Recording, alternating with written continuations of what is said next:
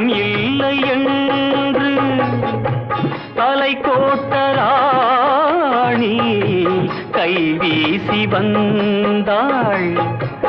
ஒளியாக தோன்றி நிழல் போல் மறைந்தாள்.